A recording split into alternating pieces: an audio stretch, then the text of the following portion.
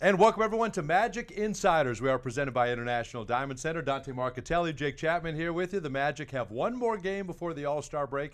We'll be back at it tomorrow night, 6:30 on FanDuel Sports Network, 6:30 on 96.9 The Game. Unfortunately, the Magic fall last night at the hands of the Atlanta Hawks. What is it about Atlanta? The Magic fall 112 to 106. 13 out of 16. The Magic have dropped to the Atlanta Hawks. That is a division foe that has dominated Orlando the last 4 years. Trae Young heading into the game last night was averaging 28, I believe it was, or maybe 26 and 8 assists against us in 20 games. In his career, So yes. that's a large portion to do with, I think, the past foibles, Dante. But it wasn't really Trae Young last night. It might have been in the fourth quarter. It was the turnovers that killed you last night. Turnovers hurt you, and then unable to score there down the stretch. But you get a combined 68 points from Paolo Banchero and Franz Wagner. Typically, that's enough to win a basketball game. And we'll touch in on that here momentarily, but we want to hear from you. All of you, make sure you weigh in, get your thoughts, get your comments on that game, really on the stretch run by this Orlando Magic team. They haven't won back-to-back games since December 21st and 23rd. Think about that. Yeah.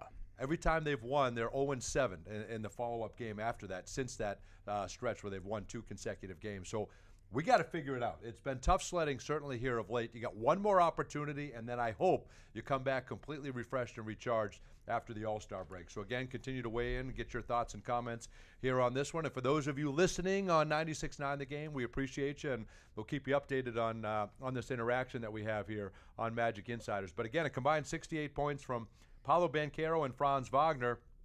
You heard Paolo Banchero last night. 29 field goal attempts from Franz, 22 from Paolo. The next closest was Anthony Black with 6.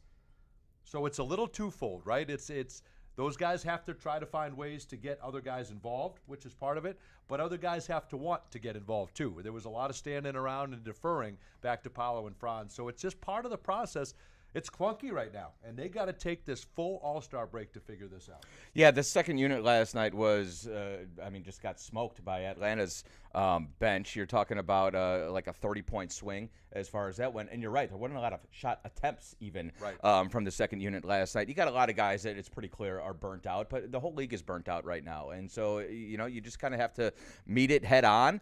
And it'd be really, really great to go into the All-Star break on a good note. You got Charlotte and tomorrow, quote-unquote, winnable game, but with the way the team's playing right now, and Dante, we'll talk about this a little bit more, but really since New Year's, going back to Christmas, the last time we won 2 games in a row, the defense has not been what we expect. The last 15 games, you're 16th in the league in defensive rating, and going back to Christmas, basically over the course of the last 6 weeks or so, you're 29th in the league in net rating. The offense is still about as rough as it's been. It's been a little bit better the last couple games. You feel like Franz and Paolo. Rough is nice. Rough is a nice way to put it. Put it lightly. The offense, a little rougher on the edges. Yeah, I hear it. Yes, we can say about the offense. And so we talked about this last time. The defense has to be so good in order for you to win games right now. And any slippage, 111, 112 points, which is pretty much league average, allowing a night, but you give up 111, 112 with the way the offense is playing right now, you're in trouble. 18-1 when you score 114 points. That's league average, right around there. I mean, all of the league average metrics, this team is nearly unbeatable when they hit those with the way they defend, and did a lot of that against San Antonio, which was a terrific win, by the way. Yep. Comeback win, you outscored the Spurs 10-2 to down Victor Wembanyama, who still has not beaten the Magic, 0-3 in his career. Got that going for us. Yeah, that was a terrific victory. But you followed it up, unfortunately, against a team that's just certainly had your number. So it's a little bit of that. You got to get some help. And that's part of the comments here, too, and JR says guys other than Paolo and Franz need to be more aggressive. And when they are, like we saw Jonathan Isaac and Anthony Black on Saturday against San Antonio, yes, team grabs a victory. Last night, you just had a lot of standing around, and I think that's something that's got to be figured out. Here's what you have to avoid. You have one game left, and Brian Hill always says, this is the time where guys' minds are on All-Star break, right? You've already made your plans. I think when the game started last night, I think a couple of our guys were in Cabo with the way they were passing the basketball. I think their mind is already there. Reeled it in enough in that second quarter to come back. But third quarters, Jake, the last 10 games in the third quarter, Orlando averaging 20 points a game. That is 29th in the NBA. That has been a problem. We have got to figure out these third quarter woes. That won't do it. And I think you're right. I think there's, we anticipated a bit of mind's in Cabo. My mind's in Philadelphia, which is the opposite of Cabo. But that's where I'm going this week. I'm sorry to hear that's that. where I'm going this weekend, getting out of the beautiful weather and heading to Philly. Who wouldn't want to do that? I think we anticipated a little bit of an adjustment period as Paolo and Franz worked their way back, and Franz has clearly hit the ground running. But and we talked about this last time as well. I think the guys who had to overextend themselves in December in the absences of Paolo and Franz are just gassed right now. And you're getting once every 3 or 4 games, you're getting a good performance from some of those bench guys that we said. But your bigs right now, I mean, Goga's going to give you about 10 minutes, and then he hit 4 block shots last night, and then the second half, you just didn't really get much from him. Wendell Carter Jr., kind of the same thing the last couple nights. Those guys, Wendell's played 36 straight games, right? Yes. Wendell missed the whole month of November. He has been solid for you and has been available for you for, the better part of the last 2.5 months. But I think you can tell right now he is gassed. Anthony Black is trying to push through it. He's played more minutes than he played all of his rookie season. So the All-Star break is not, I think for different teams and different guys, it's not created equally. I think the All-Star break for some of those guys is going to be huge if they get some proper rest and relaxation, and hopefully you're able to come back, get Jalen back, which is kind of the elephant in the room right now, and ideally you're able to hit the ground running out of the break because you're running out of time right now. I mean, we're lucky the Eastern Conference is what it is because you're slipping in the standings. You still have everything in front of you. It's all is not lost just yet, but if you come out and lose 5 out of 6 or something like that out of the All-Star break, you're going to be in trouble.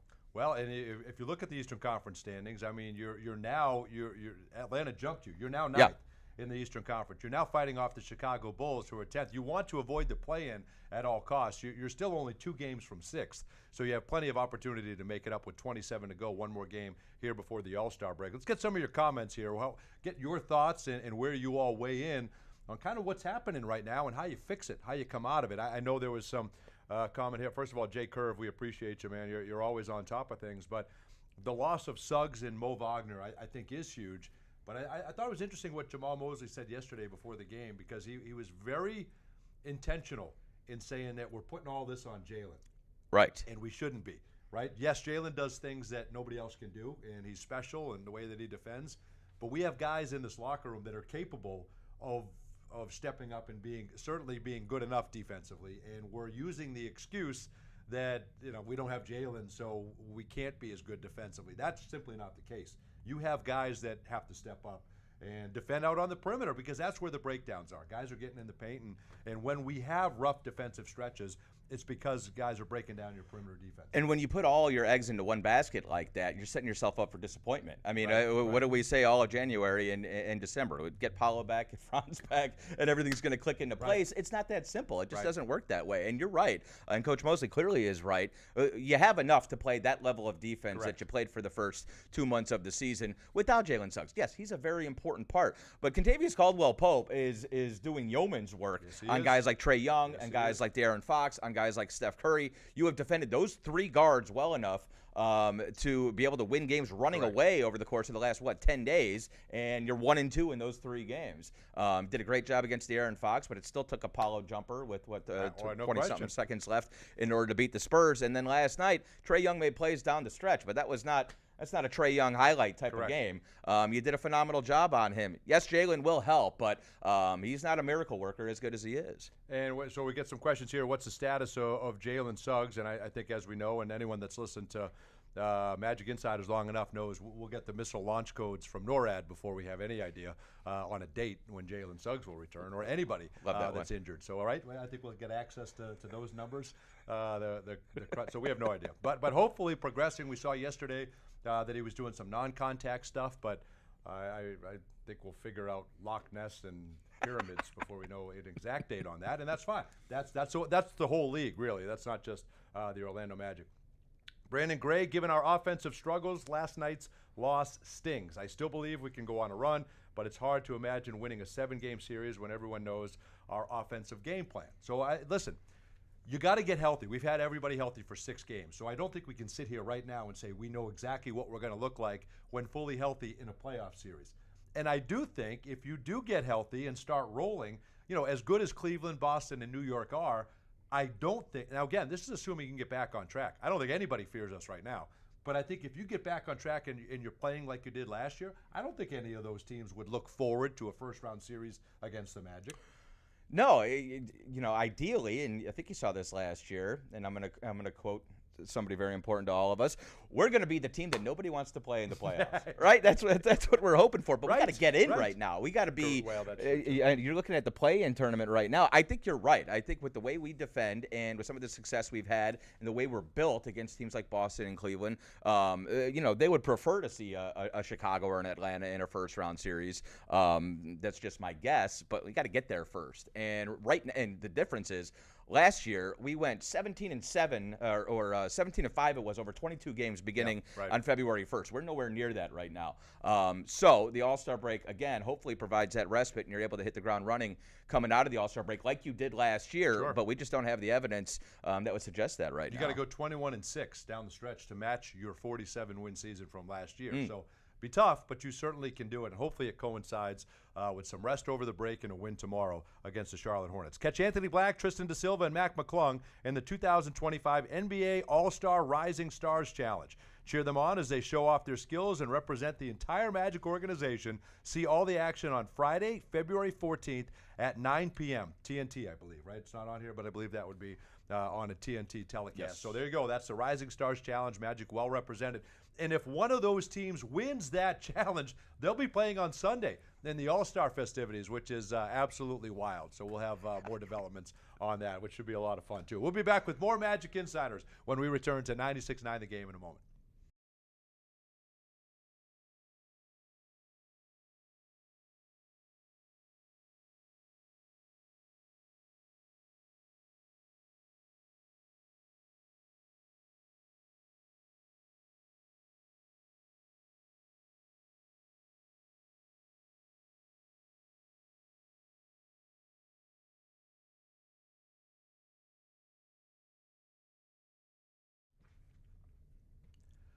And welcome back, everyone, to Magic Insiders. We are presented by International Diamond Center. Dante Marcatelli, Jake Chapman here with you. Let's get you our call of the game, and I think it might be, Jake, I'll have you read it. It comes from Electro 24 or 2.4, okay? 24. I think that's a pretty interesting breakdown. Like that name. He'll have the call of the game brought to you by Glip from RingCentral. We think the way you work with secure meetings and messaging on any device with Glip by RingCentral. Visit glip.com to learn more. Which of the three comments would you like? You want the long one, right? Well, you can roll through them, whatever you think. Whatever you think well, you can read the whole thing, and then we can kind of dissect it from there. Okay, shout out to Electro24. One, this is in caps. One, we need to play as a team, not a two-man team. Two, not everyone has to shoot threes. Three, our defense is lacking very badly. Four, we need to keep up the pressure when we're down a few points or above. It's hard to argue. So there you go. That's kind of the assessment that we've made. It is. Was that you? Did you type that? Well, I did not type that. Okay. But when you look at that's what we've been saying here the last couple of games, and I think Jamal Mosley would second that. You need to play as a team. This is a critical stretch where you find out a lot about your character. You can't splinter. You have to stay together, and this team doesn't do that. They're not going to fall apart. They're going to stay together. They're going to find a way to grind it out. You win tomorrow. You're feeling good going into the All-Star break, and then you reset, hopefully fully healthy, and you come back and you make a run at this thing, right? So that needs to be the goal. You let tomorrow night get away. I will go out and say that my call of the game is tomorrow's a must-win. Yeah. Tomorrow is as close to a must-win as we've had on the entire season just because of what's at stake. And you can win the season series with Charlotte. You can gain a little momentum going into the break. I think you have to win that basketball game. The notion that not everybody has to shoot threes, I don't mind that. We've kind of got – that's what it used to be, 80s, 90s, when the three-point line was kind of still being toyed with. Now everybody has the green light, and I don't know that that's the case. So you start looking at the roster and saying, well – who are the guys that shouldn't shoot threes? Those are the guys that hit big threes when you beat San Antonio. Right. So you're looking at it and saying, okay, the percentage isn't great for Black and for Isaac. Those guys hit huge threes. So you got somewhere in the middle. You got to find a way for them to shoot it. J.I. hit a big three last night as well against Atlanta. So you can't get away. That is a notion that I'm hearing, but you gotta figure out. Maybe not as many. Maybe everybody shouldn't get 5 or 8 threes, but you do have to figure out maybe who shoots them, when, from where. I think from where is a big part, and I think that's something that they're all dissecting. Yeah, you've got to toe that line because as soon as you have more than 1 or 2 guys on the floor who everybody knows in the building are not going to shoot, you're just making it far too easy for opposing defenses and head coaches to defend you. And we've got 2 jumbo wings who like to operate from the mid-range in, and we're at our best when Franz is attacking the basket. Paolo the same, although Paolo's a little bit more of a mid-range type offensive player. And so we need that spacing, because if Wendell's not going to pull, or if J.I. is wide open in the corner and isn't going to take the shot, then you've got 5 guys waiting on Paolo and Franz in the middle of the lane, and it's basic spacing. We make it a little bit more complicated because we can struggle so much shooting from the perimeter. But you're right, like maybe the 2 biggest shots of the night on Saturday were J.I. and A.B. Paolo created them with inside-out touches, like we're always talking about. Paolo assisted on the last scored or assisted the last 10 points in that game. And we've seen Franz. I mean, all Franz needs is a little sliver of space. But if you got 5 sets of eyes waiting on him in the paint, it's going to be a lot more difficult. So you're right. Like I think I'm not sure we need to be shooting 53s a game, and I think we need to be a little bit more selective at times. But I think we've done a good job the last couple weeks of kind of reining that in a little bit, taking smart perimeter jumpers. They just got to fall.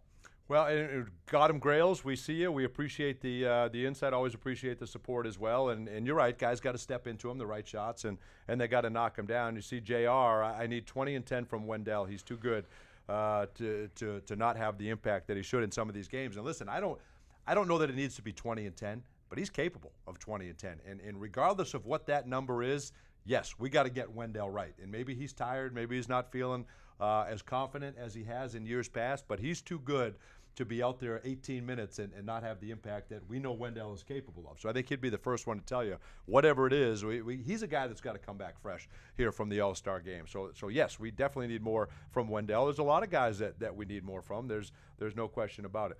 But what we have going right now, and I think the one thing you have to look at, is the combo of Paolo and Franz. We so many times last year, it'd be Paolo would have a big game, Franz would have a big game. We couldn't seem to get them to have a big game at the same time. Right. That's not a problem. It doesn't seem to be a problem right now. It certainly wasn't a problem last night. The problem becomes you took 78 field goal attempts, and those two had 51 of them, right? So they had almost 3/4 of your field goal attempts. So now it becomes, how do we get other guys involved? But what Franz and Paolo are doing right now is elite. Yeah. Absolutely elite. Franz is borderline unstoppable when he gets his head down and is able to get in the paint and finish. And if Paolo is starting to come around and become the Paolo that we've seen the last couple of years, which I think he is, knocking down the 3-ball, turnaround jumpers, 20 points in the third quarter, if that has righted itself and these two guys are now what we're used to seeing, then watch out. And now we got to get the rest to fall in place. Yeah, and I think it has. I think, look, I agree. Franz, the difference from the first 2 seasons of Franz and Paolo playing together is Franz is better this year. And Franz, I think, learned how good he is when Paolo was out. And so now the two of them need to adjust a little bit more. And I do think at times, and this is more of a teammates thing, at times guys are just standing around and watching. Yes. And at times Paolo and Franz are kind of doing the your turn, my turn type thing. Correct. Because they're both so good. It's just sort of human nature. Yeah. But you see Coach Mosley, they're running screen and roll stuff together, right? Setting screens for each other, getting each other the ball in good spots. Franz is on another. He's insane right now. He's playing the best basketball of his career by far. Going into last night, there were 12 guys in the league averaging 25 and 5. 4 of them were under the age of 25, and obviously Franz one of them. I mean, if he were healthy, he would have been an all-star. And there's no question. I think we can. I'm not going to argue too much about Trae Young being named the replacement for Giannis, but Franz was certainly deserving. I think a couple more games, and he might have gotten that nod.